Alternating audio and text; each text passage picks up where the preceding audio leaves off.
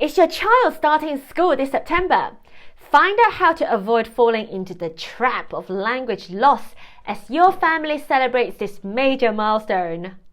If you're new to my channel, it's great to see you here. I'm a UK-based mum. Together with my Russian husband, we are raising our two kids to be trilingual in Russian, Chinese and English. Hi! And in this video, I want to talk about the phenomenon of language loss or language attrition that is surprisingly common in multilingual children and give you 5 tips on how to avoid it.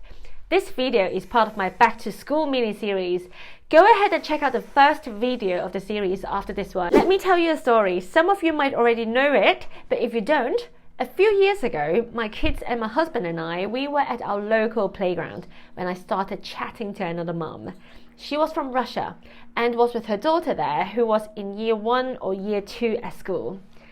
I could see that they were talking to each other in English, which was fine, of course, but when she saw my husband talking to our kids in Russian and the kids replying in Russian, her face sort of darkened, and she began telling me how her daughter had been fully bilingual before starting nursery, but then gradually lost Russian as she progressed through nursery and then school. She then told me, just you wait. Once your kids start school, you will see that they will only want to speak English. To be honest, what she said genuinely made me worry. And even back then, I had seen this happen to so many other families that I thought there must be some truth in what she's saying. Fast forward 4 years, and I'm pleased to report that her prediction hasn't come true, but what she said is actually very much grounded in reality. Research has shown that children are at significant risk of losing their home language once they start school, particularly if the majority language dominates their environment. Studies such as those by Wong Fillmore and B.Z. Pearson reveal that this shift can begin as early as age 5 or 6, precisely the age when most children start full-time schooling. If the home language isn't actively maintained, children often start to prefer the majority language, leading to language attrition or language loss. Research further emphasizes the crucial role of consistent language input at home to counteract this trend and ensure that children retain the bilingual abilities. Our kids are now about to start year 2 or year 3 at school. Yes, of course, they do prefer to speak English as that's their strongest language and the language of their school life and social life. But they haven't lost Russian and Chinese, and we continue to use these languages at home. How did we avoid the trap of language attrition? I want to share with you my top 5 tips on how to avoid the hidden danger of language loss as your child starts school or even just goes back to school this autumn, so that your child can continue to enjoy the benefits of being bilingual and be able to communicate with extended family members, etc. Tip number 1, do not believe the myth that speaking the minority language will harm your child's school performance. Let me tell you a story. My husband's half-brother was born in Australia to Russian parents who were immigrants to the country. He was raised to speak Russian at home from birth, and when he started school, the teachers apparently told my father-in-law that they should stop speaking to their son in Russian at home, as it was apparently affecting his performance at school. This was in the early noughties. I'm pretty sure that things have changed there now, but anyhow, this was the advice my father-in-law was given. What did he do? He actually made a decision to ignore the teacher's advice, essentially. Almost 2 decades later, his son is still fluent in both Russian and English. He can even read and write in Russian and, crucially, has excelled at school and is currently studying at a prestigious university in Sydney. If my father-in-law had accepted that teacher's advice 20 years ago, his son might have lost his proficiency in Russian forever. So my first tip is this: don't fall for the myth that speaking the minority language at home will harm your child's school performance. In fact, research shows the opposite. Studies by numerous experts have found that children who develop strong skills in their home language often excel academically in school. Not only does bilingualism enhance cognitive abilities, as the renowned academic in this field, Ellen Bialystock, has shown, but it also strengthens overall academic success. So maintaining the minority language is actually a powerful tool for boosting your child's educational outcome. Tip number 2, fight the slippery slope. Alright, let's talk about a very real challenge many multilingual families face when their child starts school: the slippery slope effect. Let me illustrate this with an example. Imagine you're a Colombian family living in the US. You and your partner speak Spanish at home. You and your partner have been raising your little boy, Alina. And your partner have been raising your little boy Pedro in Spanish since the day he was born. He happily speaks Spanish and also picked up lots of English from daycare and just general everyday life from living in the US. Pedro turns 5 and starts going to school full-time, a major milestone. Pedro goes to a mainstream public school where the majority language, English, dominates. Naturally, Pedro begins to develop a preference for this language because it's what he hears and uses all day with his teachers and his friends. At home, you might notice that Pedro starts using English more and more, even when you speak to him in Spanish. It could be a few words here and there to start with, but before long, these English words turn into sentences. Before you know it, you find yourself responding in English too, just to keep the conversation flowing. This can quickly lead to a situation where Spanish starts fading away. It's like a slow, gradual slide down a slippery slope. And if you're not careful, by grade 2 or 3, Pedro may lose his ability to speak Spanish entirely, which is what happened to that Russian mom. It's just a hypothetical example. I can't tell you how many times parents have come to me telling me their own real-life versions of the Pedro story. So how do we fight the slippery slope? First, it's crucial to stay consistent with using the minority language at home. Make it a rule for yourself to always respond in the minority language, even if your child answers in the majority language. Remember, they need that consistent input to maintain their skills. And you should also set firm expectations for your child to use the minority language at home.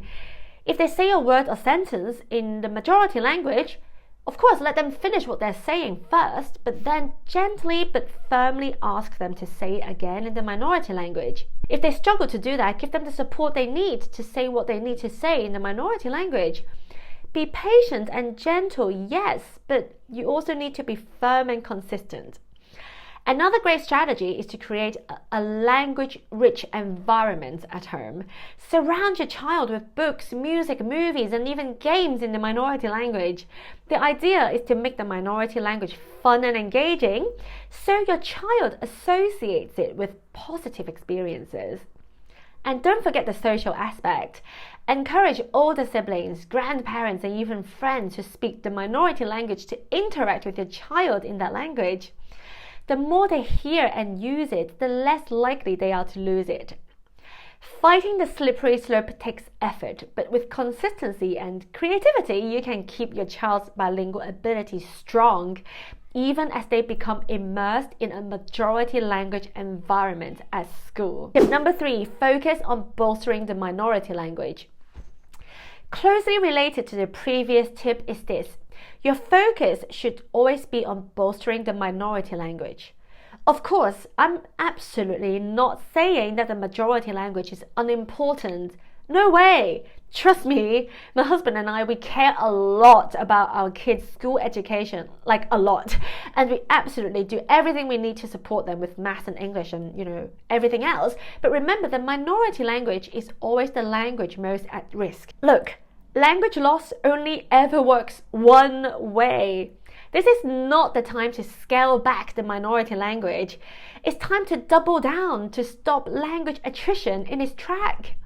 So what are some practical ways of bolstering the minority language? Firstly, as I emphasized again and again in my video, make sure you're as consistent as possible when it comes to using the minority language, both for the parents and the child. Surround your child with the minority language as much as possible.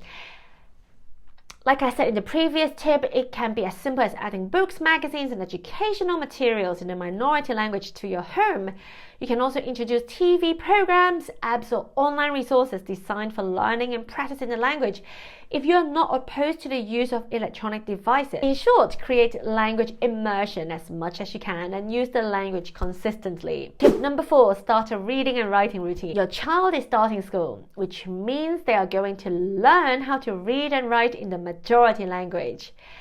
Now, you might be wondering, can my child really learn to read and write in multiple languages at the same time without getting overwhelmed or confused? The answer is yes, and there is solid research to back it up. Studies show that children can successfully develop literacy skills in multiple languages simultaneously.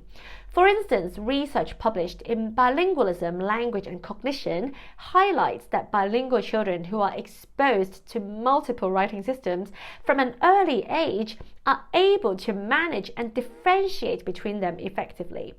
Additionally, a study in the Journal of Multilingual and Multicultural Development found that bilingual children show strong literacy skills in both languages, thanks to the cognitive benefits of bilingualism, which enhance their overall language learning abilities. So, with the right support and resources, your child can thrive in reading and writing across multiple languages without confusion. But you might wonder, is this additional work going to hinder the academic performance? Again, no, that's a myth. In fact, literacy in more than one language has been shown to lead to better academic performance, as bilingual students tend to excel in various subjects due to their deeper understanding of grammar and vocabulary, according to the Journal of Educational Psychology. Basically, there's every reason to nurture literacy skills in the target language. It will not detract from the academic studies. If anything, your child will do better at school. So as your child starts school or goes back to school, I highly recommend that you start implementing a simple reading and writing routine in the target language with your child. I've made a whole video explaining the exact method I myself use with my kids. Go check it out. I think you'll find it really helpful if you want to help your child read and write in the target language. It really can be very simple. Sit down with your child for 10 minutes a day to read a book in the target language.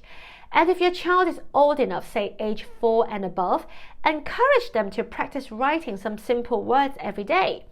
Do this on most days, and believe me, you'll see solid results a few months later. The compound effect over the years will be immense. If you don't want to do this yourself, of course, you can consider a language tutor or a language school. Tip number 5, consider a trip to the country. For total language immersion and the ultimate protection against language loss or attrition, you can't beat a trip to a country where the target language is the actual majority language, right? This kind of immersion means your child will be surrounded by the language in everyday situations. Ordering food, making friends, interacting with relatives, all that fun stuff. It's a fantastic way to enhance their fluency and confidence. And this kind of immersion goes way beyond language, of course. It helps your child connect with the culture in a really tangible way. They'll experience their traditions, food, and customs of the place firsthand, making the language feel more relevant and engaging and alive. Studies have consistently shown that such immersive experiences can lead to significant gains in language proficiency. This is one tip we sadly haven't implemented ourselves. Living in the UK, to be honest, Russia or China isn't really the easiest or most affordable place for us to get to as a family of 4, but we are determined to make the effort one day, and I'll definitely share our experience with you the day we do so. I hope you found today's video helpful. I have a bunch of resources in the description box below, including my free language planning template and links to my books on Amazon if you want to check them out. Make sure you subscribe so that you won't miss the third and final video of this back to school mini-series. And if you're new to multilingual parenting, you might be confused as to what the best age for introducing a new language is. Watch this next video to find out.